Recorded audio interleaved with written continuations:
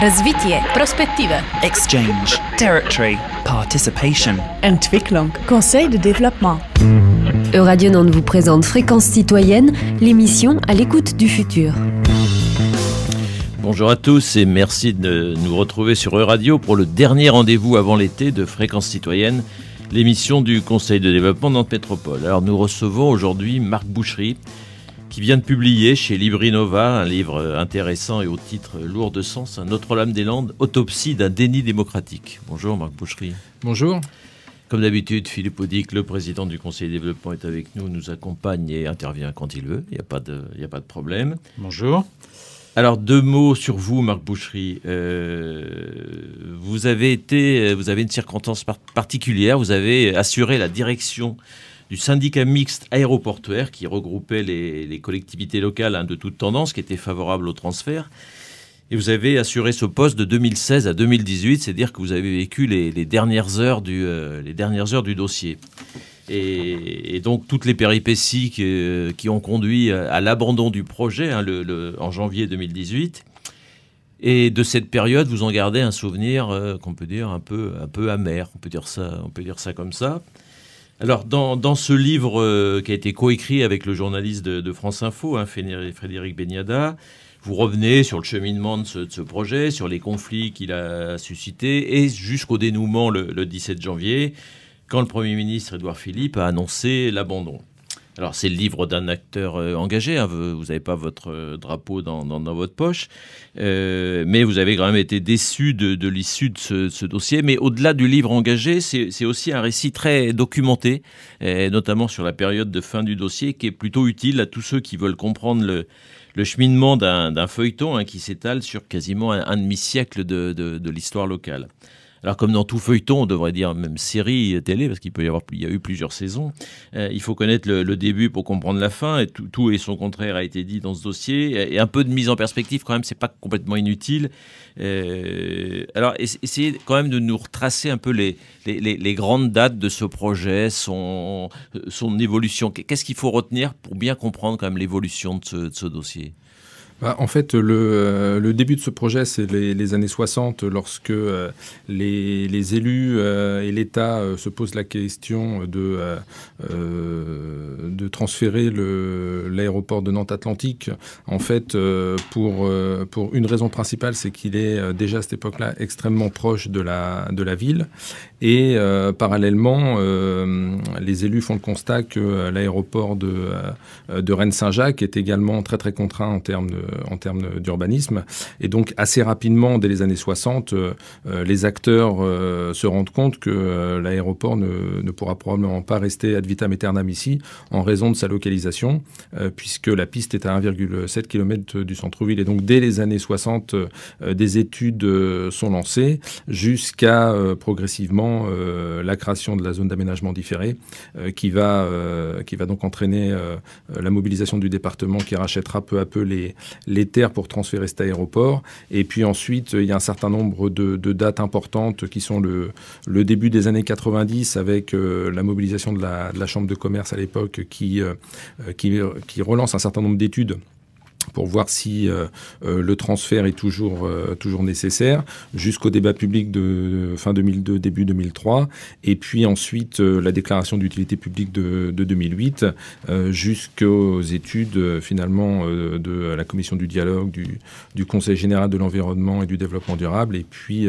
le fameux rapport de médiation qui prête tant à discussion.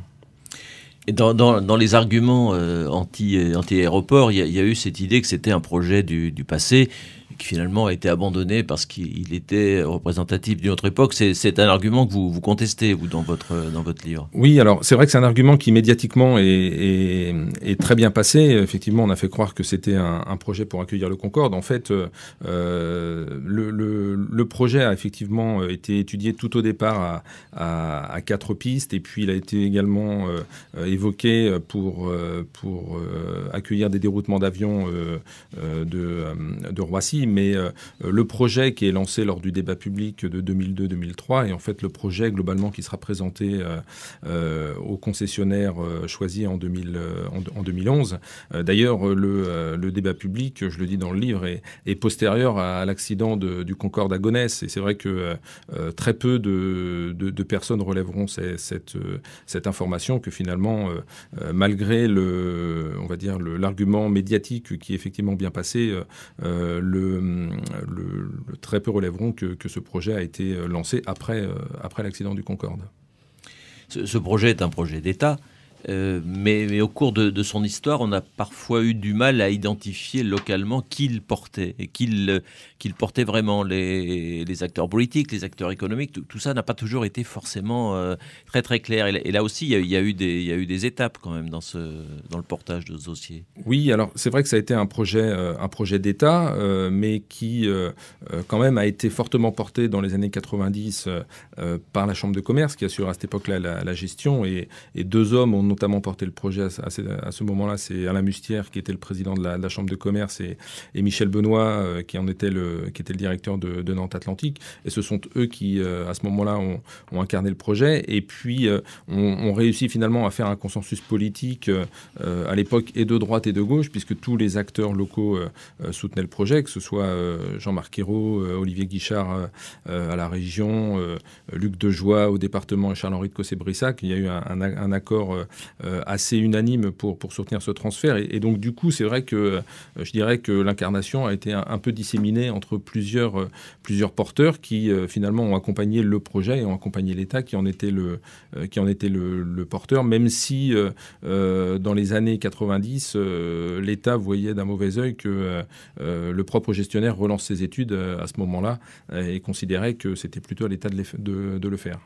Le consensus politique n'allait pas jusqu'au vert, quand même.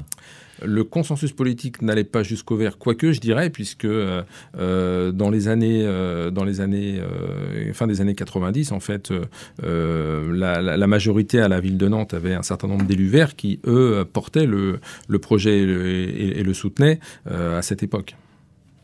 Et Dominique Voynet, quand elle a été ministre, le soutenait aussi.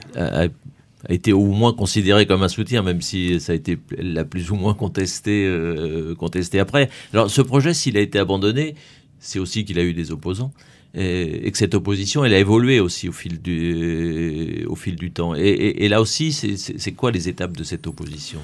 Alors, bon, les étapes de cette opposition, c'est d'abord la création de l'ADK, donc les agriculteurs directement impactés par le projet qui se sont organisés.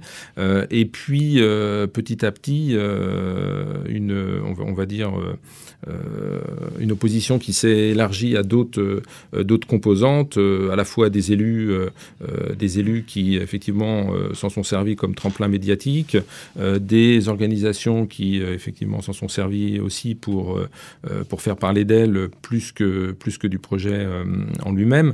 Donc il y a eu une agrégation d'un certain nombre d'oppositions, de gens aussi qui s'en sont servis comme symbole de la décroissance. Donc on a vu, on va dire, au début des années 2010, une mobilisation assez forte des opposants qui, il faut le reconnaître, ont su incarner une véritable opposition et ont su faire parler d'eux dans les médias beaucoup plus que les partisans qui, s'en remettaient finalement aux décisions de justice principalement.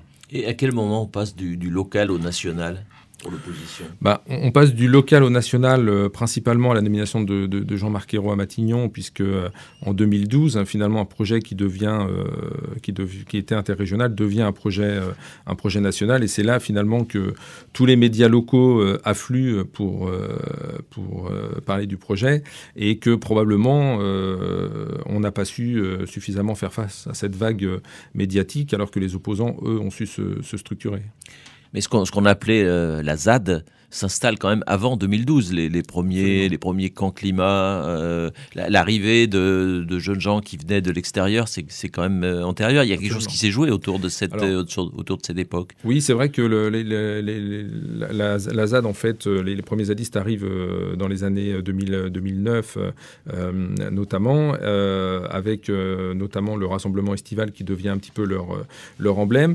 Et à cette époque-là, je dirais que l'État finalement agit peu, puisque on va dire que les gens sont relativement pacifiques à cette époque. Donc il n'y a pas d'opposition violente comme elle a pu surgir beaucoup plus tard. Et donc finalement, il y a une certaine passivité de l'État pour laisser ces zadistes s'installer tranquillement. Zadistes qui rencontraient quand même localement un certain écho. Quand vous avez parlé tout à l'heure d'un peu de bataille, enfin vous en parlez dans votre livre en disant on a un peu perdu la bataille de la communication, elle se perd comment cette bataille finalement ? Elle se perd parce que d'abord on ne veut pas forcément répondre point pour point aux arguments des opposants. Donc finalement on se dit qu'il vaut mieux les laisser dire et s'en remettre finalement aux décisions politiques et aux décisions juridiques. Et probablement que ça a été une erreur de laisser les opposants s'exprimer dans les médias sans apporter la contradiction. Et puis, peut-être que également, il y a eu je dirais, un manque de mobilisation aussi, probablement d'un certain nombre d'acteurs, que ce soit les acteurs politiques, économiques, associatifs, qui croyaient à ce projet. Et c'est vrai que on a entendu dans les médias pratiquement que les opposants. Donc, probablement que ça a été une erreur de les laisser seuls sur ce terrain-là. Est-ce que le fait qu'il y avait effectivement une adhésion d'un certain nombre d'acteurs, comme vous l'avez rappelé, mais finalement ça manquait d'incarnation peut-être ce portage de projet, et même au-delà de la nomination de Jean-Marc Ayrault, tout d'un coup l'incarnation est devenue négative. Il ne souhaitait peut-être pas lui-même le porter dans la position où il était à ce moment-là. Mais à l'inverse, dans le camp des opposants, il y avait Madame Verchet, on va le dire comme ça, qui est aussi une élue, qui a été un peu l'égérie de ce combat. Donc, est-ce que ça a manqué d'incarnation un peu c'est vrai que ça a incontestablement manqué d'incarnation, y compris au niveau politique, puisque Dieu sait pourtant que Jacques Auxiette a mouillé le maillot sur ce dossier, mais il était peu connu des médias nationaux. Et c'est vrai que finalement, Jean-Marc Ayrault, quand il a été nommé, tous les médias se sont finalement jetés sur le portage de Jean-Marc Ayrault. Et je le dis dans le livre, d'ailleurs, je donne l'âge qu'il a au moment des études sur le dossier. Donc Jean-Marc Ayrault était un porteur parmi d'autres du dossier. Et c'est vrai qu'il n'y a pas eu d'incarnation nationale, et on l'a bien vu d'ailleurs, même les parlementaires finalement qui s'exprimaient sur le dossier étaient assez peu repris dans les médias nationaux. Ce qu'on voulait avoir, c'était finalement l'opinion de Jean-Marc Ayrault uniquement.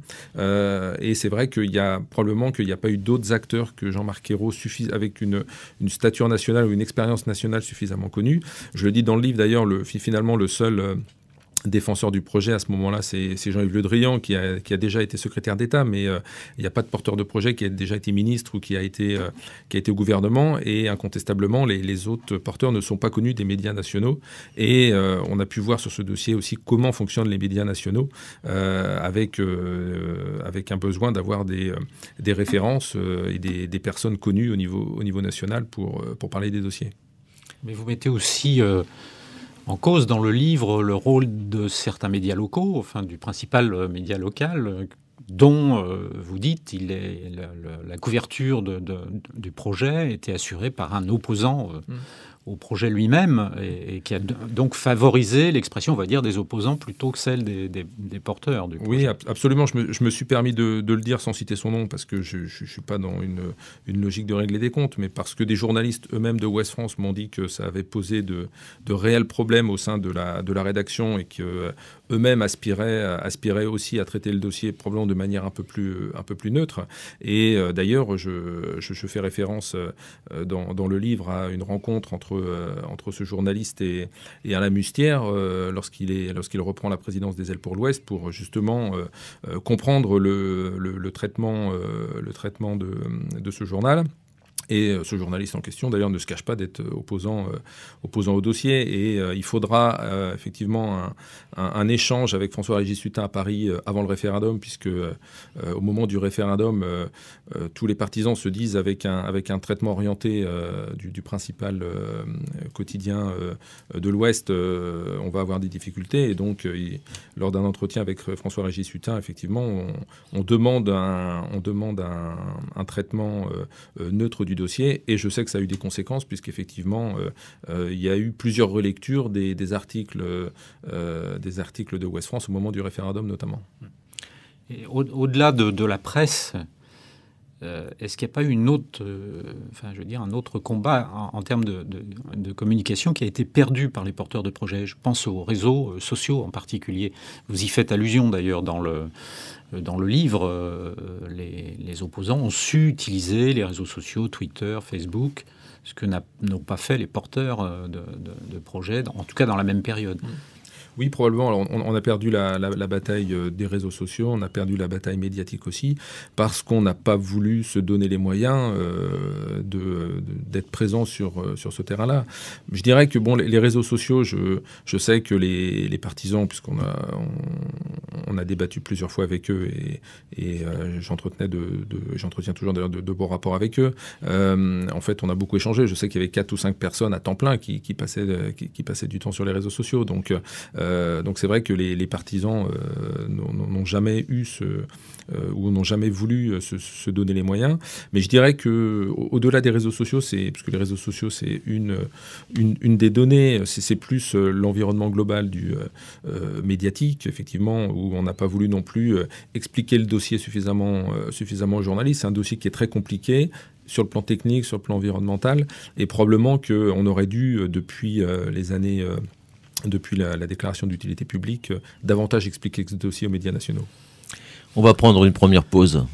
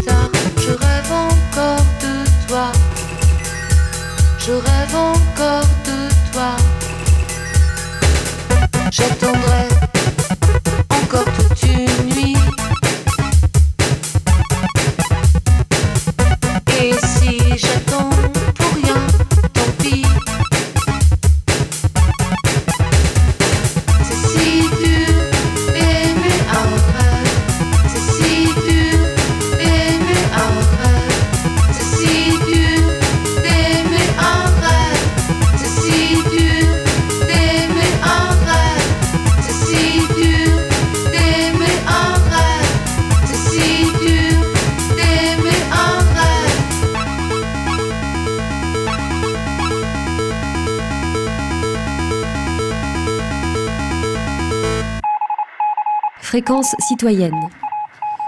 Nous sommes toujours avec Marc Bouchery à l'occasion de la sortie de son livre consacré à Notre-Dame, alors l'aéroport de Notre-Dame-des-Landes, et qui s'intitule « Autopsie d'un déni démocratique ». On a mis en perspective un peu l'histoire de ce projet avant la coupure.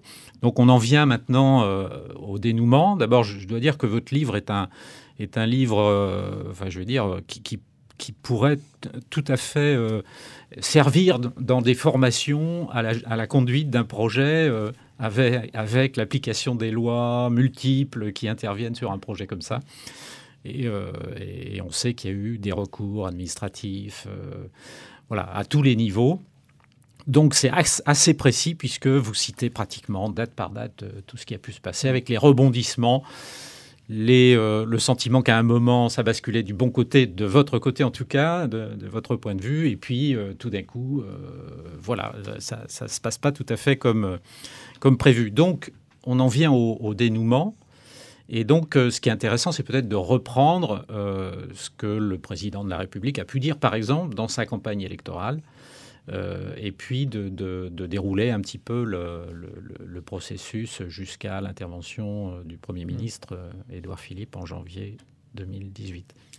Oui, alors c'est vrai que par rapport à ce que vous dites, c'est effectivement un élément important. On a souhaité reprendre un certain nombre de documents techniques qui sont parfois d'ailleurs un peu austères ou difficiles à lire. Mais c'est vrai que je pense qu'il n'y a pas eu beaucoup de dossiers aussi étudiés à la fois sur le plan technique et environnemental. Et du coup, avec Frédéric Beignadan, on a fait le choix finalement de ne pas tellement éluder ces parties-là, même si effectivement ça peut être parfois un peu compliqué ou un peu long. Ça manque de poésie. Mais... Voilà, mais c'est au moins effectivement précis. Et documenté. Alors après, sur effectivement la décision en elle-même, c'est vrai que pendant la campagne présidentielle, Emmanuel Macron avait été relativement clair sur sa volonté de faire aboutir le projet.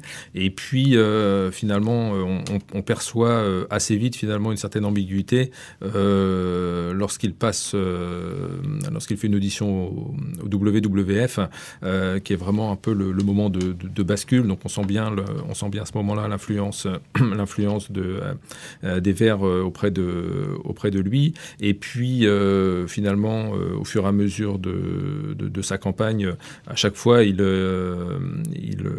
ménagera la chèvre et le chou, finalement en disant qu'il ira au bout, mais qu'il lancera quand même une médiation. Et notamment, on reprend les verbatims d'un certain nombre d'interviews, notamment, je pense à celle qu'il fait sur RTL avec Yves Calvi, Alba Ventura, où en fait, il est un peu poussé dans ses retranchements, et on voit bien qu'il a du mal à finalement joindre les deux bouts de l'omelette, si je peux dire ainsi. Donc on voit bien assez vite qu'effectivement, il y a une certaine ambiguïté. Et quand il vient à Nantes pour un débat, d'ailleurs, Alain Mustière le verra sur le quai de la gare avec Jean-Yves Le Drian et il lui dira clairement qu'il faut pourtant s'en tenir à ce qu'il a déclaré lors de l'émission politique à laquelle il a participé. Donc en permanence, c'est vrai qu'il y aura une certaine ambiguïté sur sa décision finale. Et puis, au fur et à mesure de la médiation, on percevra assez vite finalement que cette médiation est plus faite effectivement pour enterrer le projet qu'autre chose, même si finalement je crois que les partisans y ont cru jusqu'au bout quand même. Mais avant de parler des médiateurs, il y a un moment important qui est la nomination de Nicolas Hulot quand même, comme ministre du premier gouvernement Philippe. Et est-ce qu'il y a quelque chose qui se joue là? Parce que quand on a appris la nomination de Nicolas Hulot, ici, tout le monde s'est un peu dit ce projet d'aéroport va souffrir. Oui, alors effectivement, les membres du gouvernement, le Premier ministre se gardent bien à ce moment-là de dire que ça a été négocié on va dire dans le package global, mais on apprendra beaucoup plus tard qu'effectivement ça fait partie de la négociation. Oui, mais à ce moment-là, nous, on essaie plutôt de convaincre, pas Nicolas Hulot, parce qu'on a peu de doutes sur le fait qu'il change d'avis, mais plus ses conseillers, l'ensemble des autres ministres. Et il y aura à ce moment-là une action d'influence assez forte au sein des membres du gouvernement, au sein du ministère, au sein de la DGAC aussi, pour essayer de convaincre qu'il faut faire ce projet. Et quand les médiateurs arrivent, là, cette fameuse commission de médiation, là vous dites quoi ? En fait, dès la nomination des médiateurs, on est assez interloqué, puisque en fait, on se rend compte que certains conseillers à Matignon finalement découvrent l'orientation de Gérard Felzer et n'avaient semble-t-il pas regardé son CV précédemment. Donc on voit bien que assez vite, dès le lendemain, en retraçant le parcours des différents médiateurs, on perçoit qu'il y en a deux qui ont déjà pris des positions opposées, soit publiques, soit privées. Et donc ça nous conforte assez vite dans l'orientation de cette médiation, ce qui d'ailleurs fera dire à la fois à Philippe Grosvalet et à Bruno Retailleau que la médiation est d'ores et déjà biaisée dès ce moment-là, et ils refuseront finalement de cautionner cette médiation. Parce que s'agissant de Gérard Felzer que vous avez cité, il a été collaborateur de Nicolas Hulot dans son histoire personnelle.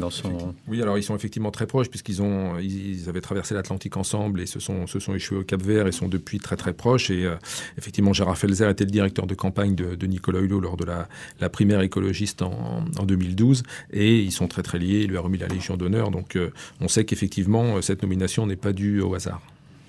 Mais est-ce que ces médiateurs, leur mission était suffisamment claire dès le départ? Parce que soit il s'agissait d'étudier la faisabilité du transport, soit petit à petit on s'est orienté vers plutôt étudier le réaménagement de Nantes Atlantique. Enfin, tout ça a baigné un peu dans l'ambiguïté, pour tout le monde d'ailleurs. Oui, alors effectivement, leur lettre de mission est d'ailleurs assez schizophrène, puisqu'on leur demande à la fois de respecter les décisions de justice, mais de tenir compte aussi de l'avis des opposants. Donc effectivement, la lettre était assez ambiguë, mais non, leur mission était clairement de faire en sorte que le raménagement de Nantes Atlantique puisse se faire. Et d'ailleurs, je le dis dans le livre à plusieurs endroits. En fait, l'ensemble des propositions des partisans pour améliorer le dossier de Notre-Dame-des-Landes, notamment sur le plan environnemental, puisque même si les arrêtés loi sur l'eau, espèces protégées, avaient été validés en première instance et en appel, il était probablement possible encore d'aller encore plus loin que ce qui était fait. Et d'ailleurs, les collectivités l'avaient dit aux médiateurs, et moi, quand j'ai été reçu, je leur ai dit également. Mais on voit bien assez rapidement que finalement, aucune proposition d'amélioration du dossier de Notre-Dame-des-Landes n'est étudiée par les médiateurs, mais qu'ils regardent uniquement comment rester à Nantes Atlantique, et eux-mêmes d'ailleurs se rendent compte des difficultés, et ce qui explique d'ailleurs pourquoi ils minimiseront volontairement les chiffres de trafic pour montrer qu'un maintien à Nantes Atlantique est possible. Et dans leur rapport avec les opposants, les médiateurs ont aussi parfois des attitudes qui peuvent prêter à confusion. Enfin, vous racontez dans le livre des rendez-vous plus ou moins secrets, enfin, ou qui ne l'étaient pas, mais qui tout d'un coup sont éventés par quelqu'un qui passe ici. Enfin, il y a un côté. Je parlais de séries télé tout à l'heure, mais il y a un petit côté espionnage un peu dans toute cette histoire. Oui, alors c'est vrai que assez rapidement, finalement, on se rend compte que les médiateurs négocient avec les opposants. Finalement, le retrait de la ZAD et que l'abandon de l'aéroport a été décidé. Donc, effectivement, je raconte une rencontre un peu fortuite entre Gérard Felzer et puis Julien Durand dans un hôtel au nord de Nantes. Julien Durand qui était le responsable de l'association. Un des leaders de la CIPA. Donc oui, ce qu'on peut dire, c'est qu'effectivement, dès le mois de juillet, plutôt que de travailler à finalement essayer d'améliorer le projet tel qu'il était, les médiateurs se penchent tout de suite sur la négociation avec les opposants et comment faire croire qu'on peut rester à Nantes Atlantique. Et effectivement, un des éléments sera la minimisation des chiffres de trafic. Oui, alors c'est effectivement assez étonnant quand on lit le livre, la différence entre les prévisions de trafic affichées par les médiateurs qui sont déjà dépassés pratiquement au moment où le rapport sort. Ils sont dépassés par la réalité. Donc, ça ne peut pas se contester, ça. Enfin, ça se conteste, vous l'avez fait auprès du gouvernement, mais qu'un rapport de médiateur soit finalement basé sur des chiffres faux, quelque part?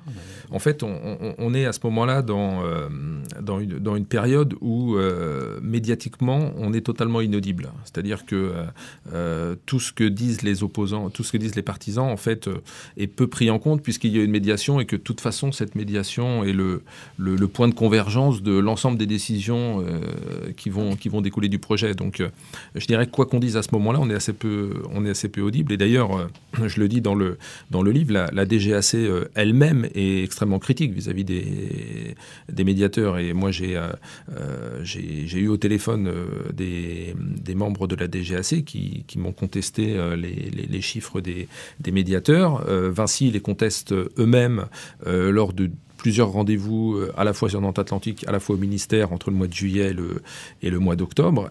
Et l'ensemble de ces chiffres seront totalement éludés, mis sous le tapis par les médiateurs. Donc, et quoi qu'on dise à ce moment-là, pourtant on le disait publiquement, mais on était relativement peu audible et notamment les médias finalement se concentraient sur le rapport qui allait arriver. Il y a aussi le choix d'un cabinet qui est fait pour évaluer les productions de gaz à effet de serre des deux sites, et que vous contestez aussi particulièrement, le cabinet étant lui aussi suspect de complaisance vis-à-vis de l'autorité, en quelque sorte, alors, et de l'objectif de l'autorité. Effectivement, le cabinet, effectivement, les deux fondateurs sont très proches aussi de Nicolas Hulot. Et d'ailleurs, ça donnera lieu à une question assez houleuse à l'Assemblée nationale posée par Yannick Favennec, le député de la Mayenne. Mais surtout, au-delà de cette proximité entre Nicolas Hulot et les deux fondateurs, c'est surtout le résultat de leur rapport qui, en fait, élude. Alors, je dirais que la méthodologie n'est pas forcément à mettre en cause. Les données d'entrée, elles le sont. Effectivement, on voit bien que là encore, un certain nombre de données d'entrée qui étaient plutôt favorables à Notre-Dame-des-Landes sont totalement éludées et que finalement, on garde sur Nantes Atlantique des éléments qui sont très très contestables.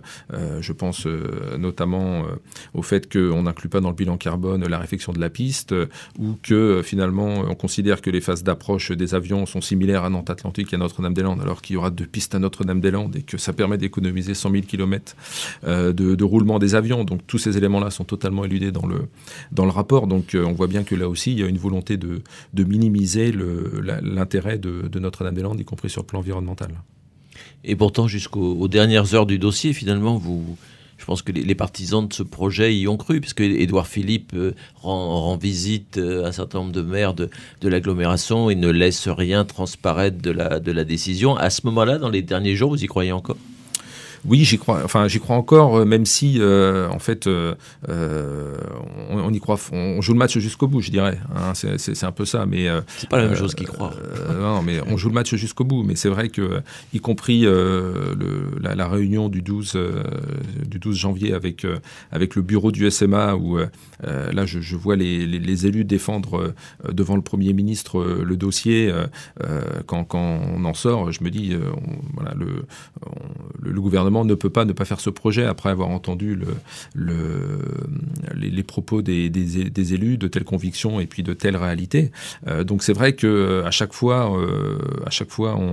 on y croit et puis assez rapidement il y a quelque chose qui vient doucher notre enthousiasme, soit une confidence d'un conseiller, soit un propos d'un ministre, et ça a souvent été le cas sur ce dossier. Et vous-même, quand vous prenez la direction du syndicat en 2016, on est déjà bien avancé. Vous estimez encore à ce moment-là, en 2016, que c'est jouable à 100%? C'est une question un peu personnelle, hein, mais vous pouvez y répondre maintenant. Oui, alors moi je pense qu'à ce moment-là, effectivement, c'est encore jouable, d'autant plus que le référendum a eu lieu. Donc tout est, je dirais, sur les rails. D'autant plus qu'on a à ce moment-là un Premier ministre, Manuel Valls, qui est très très convaincu du dossier, qui ne lâche rien sur ce dossier. Donc oui, je pense que le projet va se faire à ce moment-là. Et puis plus on s'approche de la campagne présidentielle, plus je vois bien que la décision d'évacuer la zone ne sera pas prise. Et puis derrière, effectivement, on rentre là dans un nouveau processus avec un nouveau président et un nouveau gouvernement. On va prendre une seconde pause musicale. 1, 2, 3, Smile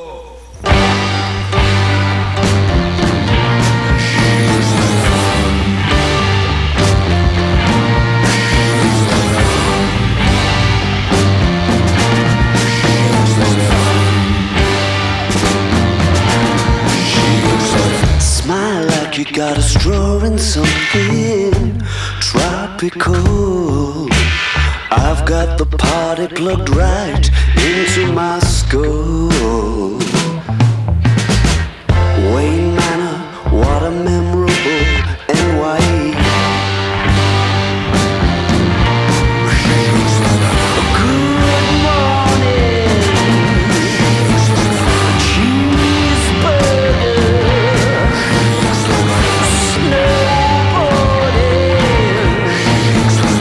Finally I can share with you through cloudy skies every whimsical thought that enters my mind. There's no limit to the length of the dickheads we can be. Bukowski, Dark City,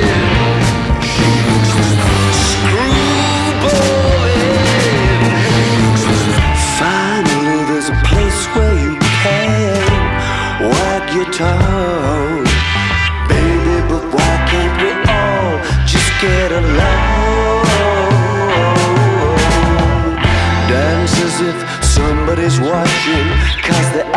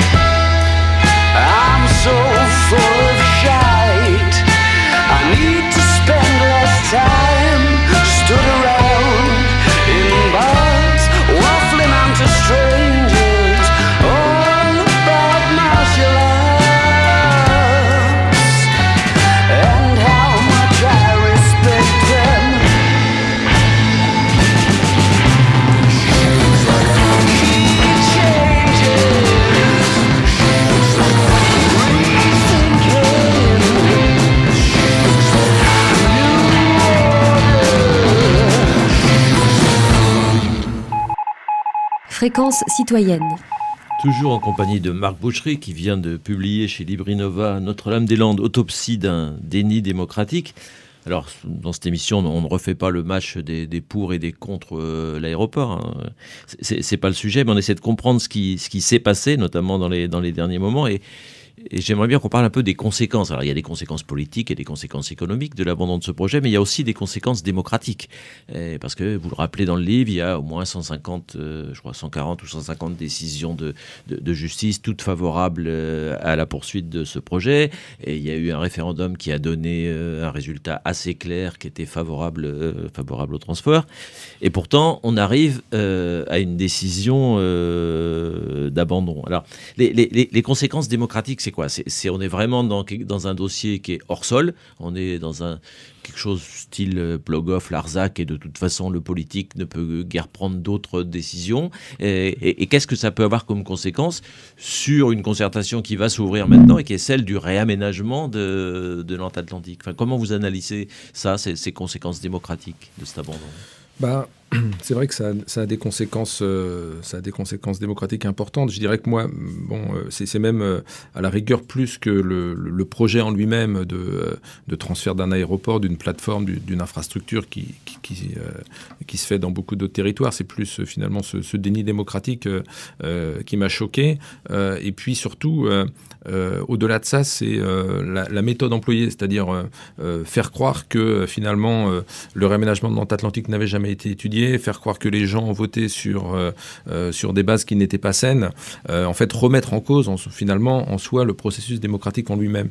C'est ça qui m'a choqué, et c'est aussi pour ça que j'ai voulu mettre noir sur blanc un peu la réalité de ce dossier. Donc les conséquences, voilà, elles sont finalement un reniement, le reniement de la parole publique. Hein, c'est un peu ça. Et finalement, ça restera un des premiers projets finalement qui aura subi les assauts de la violence et où la démocratie aura été bafouée, incontestablement. Ça veut dire quoi? Ça veut dire que dans le débat démocratique, je veux dire, l'utilisation de la violence est devenue un argument... On voit que là, ça a porté, incontestablement. Et c'est vrai qu'il y a eu des élus qui ont eu une attitude extrêmement responsable. Je pense à Arnaud Montebourg, je le cite dans le livre, en fait, où il fait une déclaration à un moment donné, en déclarant qu'il était opposant, mais lorsqu'il vient faire la campagne des primaires à Saint-Herblain, en fait, voilà, déclare que c'est trop grave de contourner un référendum. Et donc effectivement, je pense que c'est grave et que ça a des conséquences sur des personnes qui, finalement, se disent je n'irai plus voter, et qui finalement ça participe aussi à l'éloignement du citoyen avec l'élu, avec la démocratie et finalement à la responsabilisation du citoyen. Donc je pense qu'effectivement c'est assez préjudiciable. Mais est-ce que cette violence elle est nouvelle? Enfin, vous n'avez pas connu, vous, l'opposition au projet du Larzac, mais qui se faisait... Cette opposition, elle se faisait plutôt dans un contexte de relative non-violence. Et là, tout d'un coup, on est passé à tout à fait autre chose et à une violence qui est intégrée, y compris par les opposants classiques, j'allais dire, qui finalement se sont... il y a eu à la fois sans doute une opposition... une vitrine légale et une vitrine agissante un peu. Oui, incontestablement. Il y a eu une violence assez forte, et puis les opposants ont rapidement compris que finalement la seule façon de s'opposer au projet, c'était de s'allier avec des franges beaucoup plus radicales. Il y a eu un certain amalgame entre les deux. D'ailleurs, Julien Durand le dit dans un reportage d'M6 en disant que les zadistes et les opposants violents ont été une des composantes de l'opposition. Donc oui, c'est vrai que incontestablement ce projet a été un peu le reflet des nouveaux modes finalement d'opposition, et on peut être inquiet effectivement sur le fait que l'État n'ait pas su finalement imposer ce qu'on appelle le monopole de la violence légitime.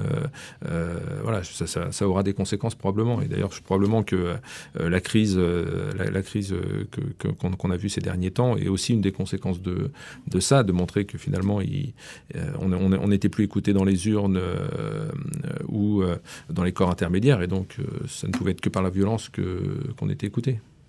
Mais est-ce que les porteurs du projet n'ont pas négligé aussi un aspect qui est celui de l'époque, des aspects environnementalistes, la question du réchauffement climatique, etc. Est-ce que la victoire des opposants, elle se joue pas aussi sur cette idée-là qui a progressé, y compris très très largement dans l'opinion publique, quoi. Et les porteurs du projet peut-être ont été un peu éloignés de ça, en apparaissant comme la défenseur d'un ordre économique un peu à l'ancienne, quoi. Incontestablement. Et le choix, ça revient un petit peu au sujet qu'on évoquait au début sur finalement l'aspect médiatique. Probablement on n'a pas été suffisamment fort sur la communication sur le plan environnemental et tout ce qu'apportait ce projet sur le plan environnemental en termes d'étalement urbain.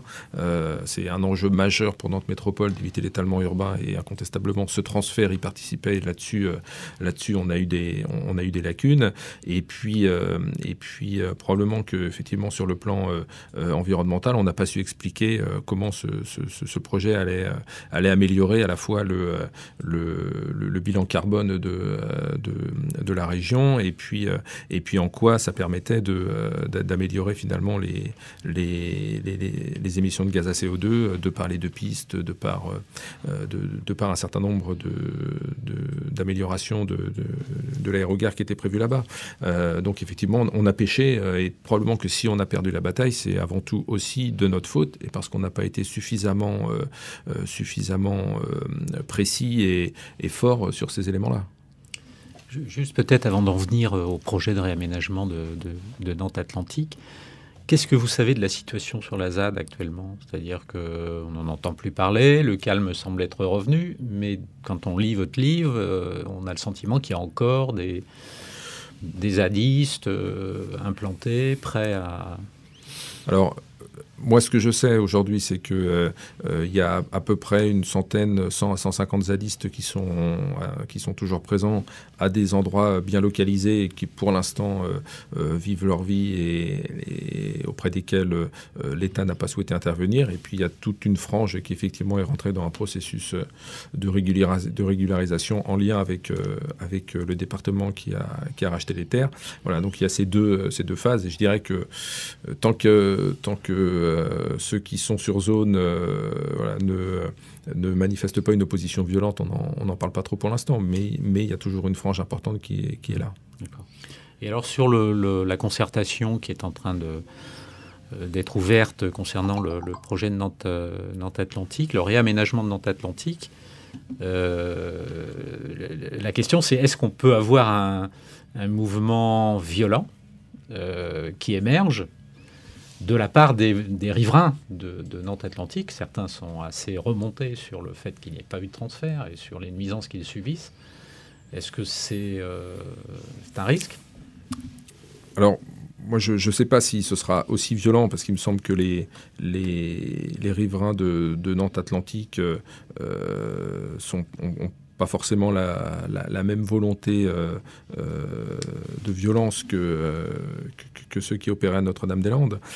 Mais oui, c'est clair que le réaménagement va être très compliqué, que ces gens qui ont cru en la démocratie à un moment donné, qui ont cru en la justice, se sentent floués aujourd'hui et donc sont d'autant plus énervés et agacés lorsque la DGAC vient leur dire que finalement on peut rester à Nantes Atlantique alors que depuis 40 ans elle défend le contraire. Donc on peut les comprendre. Donc je pense que ça va être très compliqué effectivement de mener à bien cette concertation. Je crois qu'on a la chance d'avoir la CNDP et deux garantes que j'ai pu rencontrer et qui me semblent efficaces et avec une volonté à la fois d'apaisement et d'essayer de trouver des solutions. Donc voilà, il faut de toute façon éviter ce mouvement d'opposition violente qu'on a connu à Notre-Dame-des-Landes. En sachant que le réaménagement de Nantes Atlantique, il va être valable ou il va être pertinent pour combien d'années? Aujourd'hui, dans la concertation, il est prévu jusqu'à 2040. C'est ce qui est annoncé dans le contrat dans le dossier présenté à la concertation. Après, il est probable que la concession durera après 2040. Donc, quid effectivement du développement après 2040, ça aujourd'hui, c'est une incertitude et c'est peu précisé dans le dossier.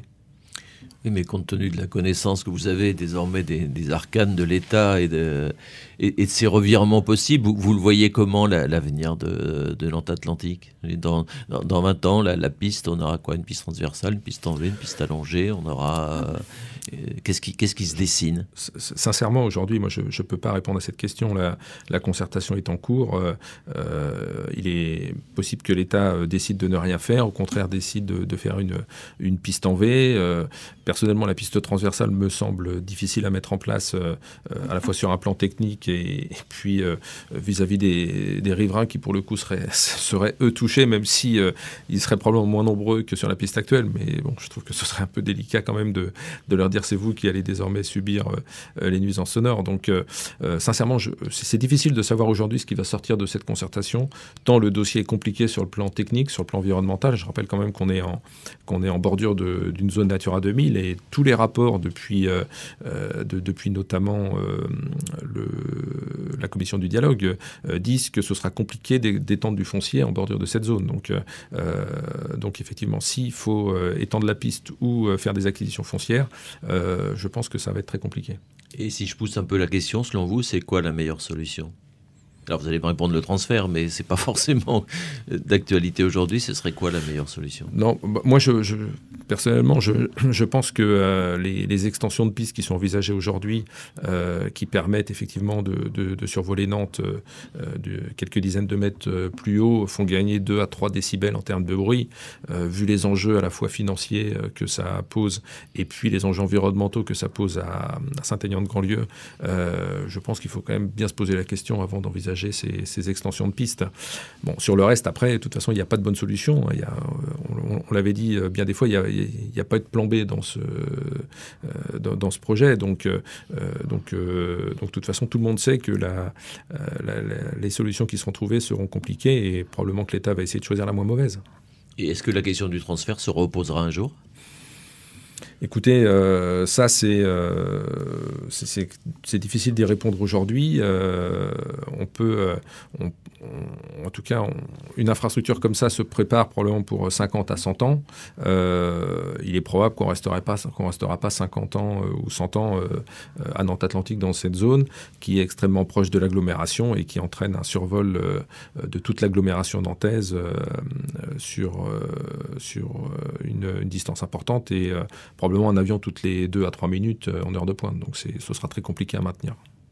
Et comment vous réagissez, vous, quand vous entendez aujourd'hui des gens qui veulent faire des propositions de loi pour dire qu'il faudrait interdire l'avion sur les lignes intérieures, où on a une espèce d'avion bashing qui se développe. Enfin, certains appellent ça les nouvelles ondes sociales sur la question de l'avion ou de la voiture ou sur d'autres choses. Je pense que ça correspond, il faut le prendre en compte parce que ça correspond quand même à un certain mouvement de la société. Cela dit, je pense que ce n'est pas du tout de nature à remettre en cause l'évolution du transport aérien qui va passer de 4 milliards aujourd'hui à 8 milliards demain, avec une certaine démocratisation du transport aérien. Donc, même si on voit bien un phénomène qui démarre, c'est pas de nature à remettre en cause l'aspiration des citoyens à voyager, à aller voir de la famille, à découvrir de nouvelles cultures, de nouvelles civilisations. Donc je pense que le développement du transport aérien va continuer à se faire, probablement à une croissance peut-être un peu moins forte que ce qu'elle est actuellement. Et puis surtout, moi je crois beaucoup au développement technologique et je pense que les progrès du transport aérien en termes d'émissions de CO2 se feront par les compagnies elles-mêmes et par les acteurs du transport aérien qui aujourd'hui, il faut le rappeler quand même, ne consomment que 2 à 3% des gaz à effet de serre dans le monde. Donc c'est probablement un des secteurs qui a fait le plus d'efforts depuis des années. Et donc je pense que cet effort va continuer et que les progrès technologiques feront que ce secteur améliorera ses émissions de gaz à effet de serre dans le monde. Votre livre vient de sortir, hein, il est tout juste dans les librairies. Qu'est-ce que vous avez enregistré comme réaction jusqu'à aujourd'hui? Alors, pour l'instant, les partisans et opposants. Oui, peu de gens l'ont encore lu en totalité. La plupart des gens, les retours que j'ai, c'est me dire c'est courageux. Voilà, c'est le mot qui revient. C'est courageux à la fois d'avoir mis noir sur blanc un certain nombre d'éléments que vous avez vécus. Et puis, c'est courageux aussi, vous qui étiez un homme de l'ombre, voilà, d'avoir osé prendre la parole sur un sujet où quand même beaucoup d'acteurs ont déjà subi des violences. Donc voilà, pour l'instant, les retours que j'ai. Mais c'est peut-être parce qu'ils n'ont pas encore lu le livre non plus. Donc il y aura peut-être d'autres retours un peu plus négatifs. Voilà, logiquement, il y a dû y avoir 250 000 votants favorables à l'aéroport. Enfin, j'ai plus les chiffres précis en tête. Vous devriez y avoir 250 000 ventes d'un... Un très gros tirage, un retirage. Oui, je doute quand même d'en avoir autant, mais quelques centaines me suffiront. J'ai surtout fait ce livre avec Frédéric Beignada pour raconter la réalité des choses. Après, voilà, plus il y en aura de vendus, mieux ce sera, mais ce n'était pas l'objectif premier. Merci Marc Boucherie. En tout cas, qu'on soit partisan ou opposant à ce projet, on peut qu'inviter à lire ce livre parce que je pense que ce sera un livre de référence, en tout cas sur la documentation qu'il regroupe pour tous ceux qui s'intéressent à ce projet. Donc on peut le trouver à la fois en numérique et aussi dans les librairies. Et puis en tout cas, merci de cette conversation. Merci à vous. Et continuez à écouter Radio. Conseil de développement. Prospettiva. Participation. Territory. Ob many. Entwicklung. Radio Nantes vous a présenté Fréquence Citoyenne, l'émission à l'écoute du futur que vous pouvez réécouter sur notre site internet eradionantes.eu.